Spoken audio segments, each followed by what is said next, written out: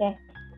Jadi untuk mengklirkan saja, yang disebut ileus adalah secara umum merupakan obstruksi dari intestinal. Jadi agak sedikit redundant kalau menyebut ileus obstruksi karena ileus itu adalah obstruksi sebetulnya. Jadi nanti kalau misalnya mendapatkan pasien ileus, yang bisa disampaikan ke dokter bedahnya adalah ini ileus curiga ke arah mekanik atau ileusnya fungsional atau paralitik. Jadi jangan bilang ileus obstruksi lagi ya, karena ileus itu adalah obstruksi sebetulnya. Manifestasi paling sering pada anak-anak ini pada usia neonatus datang dengan keluhan. Yang pertama, muntah, tetapi karakteristiknya tuh hijau. Jadi ada muntah yang bersifat bedah, ada muntah yang bersifat non-bedah.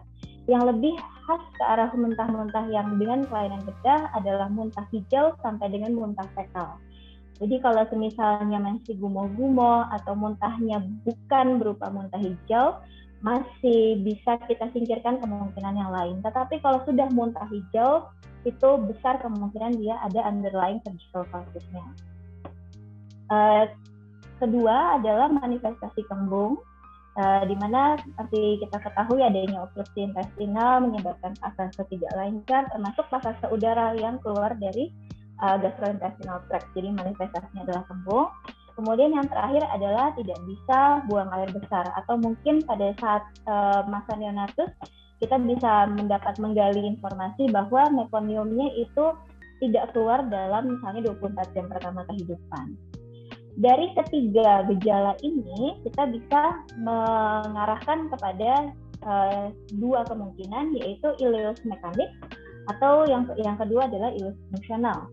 Ileus mekanik itu secara definisi adalah adanya obstruksi dari lumen traktus gastrointestinal. Jadi kalau misalnya pada pasien-pasien neonatus kita langsung akan berpikir, oh ini adalah kemungkinan besar kelainan kongenital. Apakah dia ada kegagalan pembentukan lumennya kembali seperti pada atresia duodenum atau atresia jejunoileal atau bahkan ternyata di atresia ani. Itu semua termasuk ileus mekanik karena ada sumbatan yang ada wujud sumbatannya di dalam lumen traktus gastrointestinal tersebut. Yang kedua adalah dengan manifestasi ileus ini kita bisa mendiagnosa banding dengan ileus fungsional, yaitu didefinisikan sebagai paralisis motilitas intestinal. Jadi tidak ada obstruksi yang anatomis maupun obstruksi intralumen misalnya, tetapi kita menemukan bahwa motilitas intestinalnya terganggu. Nah, ileus fungsional ini tidak semuanya kasus bedah memang. Jadi sebagian besar pada kasus-kasus neonatus kita harus menyingkirkan kemungkinan ileus fungsional lain seperti sepsis dan juga mungkin ada imbalans elektrolit. Ileus fungsional pada bedah yang paling sering kita temukan adalah megacolon congenital atau leukemia. Jadi teman-teman sejawat dokter umum, yang penting ada bayi datang dengan keluhan 3 ini, pertama pikirkanlah ke arah ileus. Nah, setelah itu dari anamnesa lengkap kita bisa ketahui misalnya ini kira-kira arahnya ke arah mana.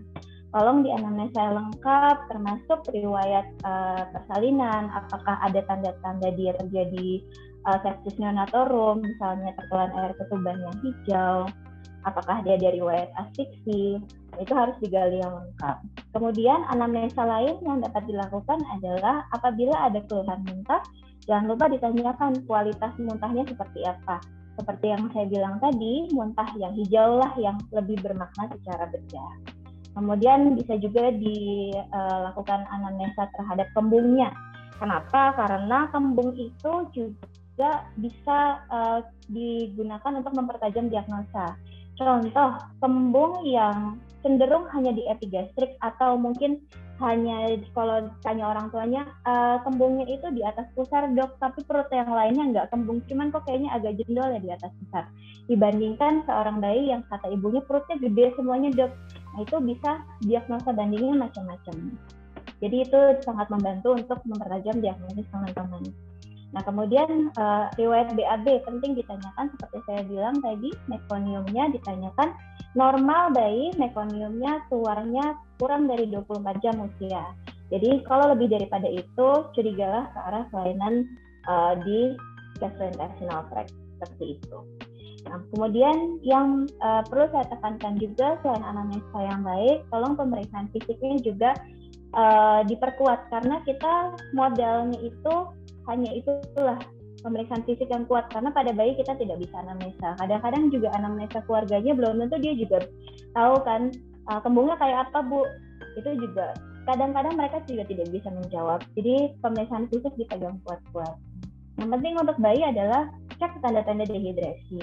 Pada kasus-kasus ileus atau mungkin pada banyak kasus lain tidak hanya ileus, kami akan sering kolaborasi dengan dokter spesialis anak karena kita akan membutuhkan mungkin resusitasi cairan, terutama neonatus ya, karena kebutuhan cairannya sangat berbeda dengan anak-anak. Jadinya kita kolaborasi dan tentunya dokter-dokter spesialis anak akan membutuhkan informasi ini bayi dehidrasi enggak, terus kira-kira berat badannya berapa, status gizinya seperti apa, apakah dia tanda-tanda vital seperti apa. Itu sangat membantu untuk penanganan awalnya. Jadi kita nggak usah pikirin terlebih dahulu untuk yang mengarah ke arah bedahnya, tapi yang penting penanganan awalnya dulu, dibantu dengan pemeriksaan fisik yang adekuat. Jadi jangan lupa pemeriksaan head to toe, tanda-tanda dehidrasi, vital signs, berat badan. Kemudian kalau dia judulnya ileus, kita bisa turun ke pemeriksaan fisik abdomen. Kemudian pemeriksaan fisik abdomen kita bisa lihat satu yang tadi saya bilang, kembung misalnya, kembungnya kayak apa sih? Cuma di epigastrik kah atau kembungnya benar-benar menyeluruh? Apakah ada tanda-tanda gambaran bayangan usus di dinding abdomen yang kita kenal sebagai dam kontur? Apakah ada pergerakan peristaltik yang dapat dilihat di dinding abdomen yang kita kenal sebagai dam typhoon? Kemudian di auskultasi, apakah meningkat, apakah melemah? Kemudian juga penting semisalnya ada ileus, kan pada neonatus juga bisa saja terjadi peritonitis. Kita lihat saja apakah perutnya tegang atau mungkin ada spenektasi. Itu semua dilihat dari pemeriksaan fisik abdomen. Kemudian yang sangat-sangat akan membantu juga adalah dilakukan rectal touche. Jangan diabaikan ya, karena tidak hanya sekali dua kali kami juga dapat rujukan bayi, dok kembung dok nggak BAB, bayi 3 hari, ternyata nggak ada anusnya. Jadi tolong di rectal touche, pakai kelingking aja kalau semisal jarinya besar, pakai kelingking dan dinilai apakah dia sempit, apakah menyemprot pada saat dikeluarin tangannya fesesnya, ada massa nggak misalnya.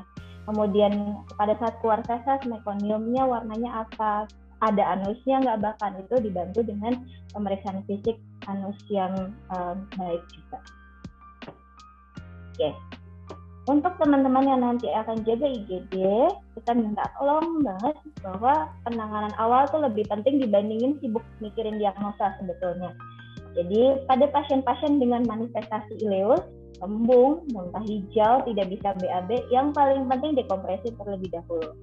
Untuk bayi-bayi neonatus terutama, kita menggunakan orogastric tube ya, jadi menggunakan bukan nasogastric tube, jadi inversi dekompresi menggunakan tube nasogastrik itu dimasukkan melalui mulut. Kenapa? Karena neonatus itu semua obligat nasal breather. Jadi pada saat dimasukkan nasogastrik tube, takutnya nanti ada gangguan dalam airway-nya dia. Kemudian apabila pasiennya udah jelas ada anus, bisa dibantu dengan pemasangan rectal tube untuk dekompresi rektal.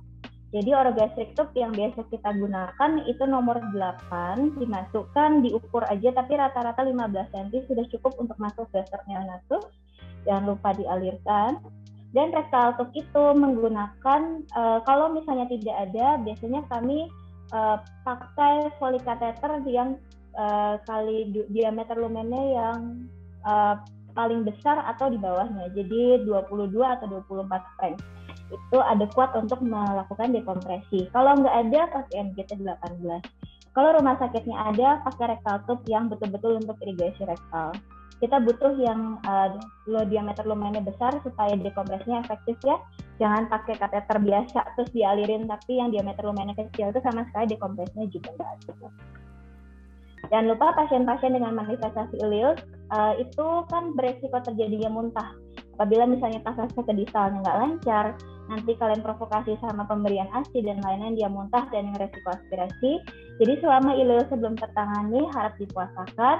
Jangan lupa konsultasi ke dokter spesialis anak untuk yang bawah ini resusitasi cairan. Karena kita tahu neonatus itu kebutuhan cairannya agak berbeda dengan baby ataupun anak-anak lain, karena dia masih, apalagi usia hari-hari pertama, dia masih dalam relatif hipovolemia. Jadi pemberian cairannya juga harus diatur, itu dikonsultasikan kepada dokter spesialis anak. Dan juga kenapa pentingnya saya bilang pemeriksaan fisik, apalagi tanda-tanda dehidrasi, karena dokter spesialis anak dia juga pasti pengen tahu kan, oke, kalau dia biasa-biasa aja tanpa tanda dehidrasi, mungkin bisa dikasihkan cairan maintenance. Tapi semisal ada tanda-tanda dehidrasi, mungkin harus diresusitasi terlebih dahulu. Jangan lupa untuk pasien-pasien puasa, tata laksana cairan itu menggunakan rumus Holiday Sager ya, nanti bisa dicari. Itu kebutuhan maintenance per 24 jam itu dihitung berdasarkan berat badan, dan itu maintenance-nya harus terpenuhi karena kita puasakan, tidak ada makanan, tidak ada intake per oral sama sekali. Setelah semua sudah diresusitasi, sudah dalam kondisi stabil, misalnya jangan lupa ambil sampel darah untuk cek elektrolit, untuk cek darah rutin, dan lain-lain. Mungkin juga sekalian persiapan operasi, tergantung nanti kebutuhan dokternya seperti apa. Kalau misalnya pengen tahu apa sih yang terjadi, radiologinya kalau kami di neonatus cukup dengan pemeriksaan babygram. Babygram itu nama lainnya thoracoabdominal X-ray. Jadi pada satu film itu, dia satu bayinya itu cukup dalam satu film. Jadi merepresentasikan bagian toraks dan juga abdomen. Biar sekalian kelihatan semua. Ini ileusnya karena apa? Jangan-jangan dia ileusnya karena hernia diafragma gitu. Mungkin manifestasinya belum distress nafas, tapi dia muntah-muntah terus karena diafragma. Nanti langsung kelihatan dari foto toraksnya juga. Jadi tolong ini tata laksana awalnya seperti ini ya. Jangan lupa untuk semua pasien ileus sama aja. Makanya kenapa saya tekankan per gejala, per kegawatannya apa. Ini kan yang bagian ileus, karena sebenarnya tata laksananya sama aja regardless of diagnosanya nanti apa. Jadi yang penting untuk teman-teman ketahui, inilah tes untuk bagian kami, tata laksana awalnya seperti ini.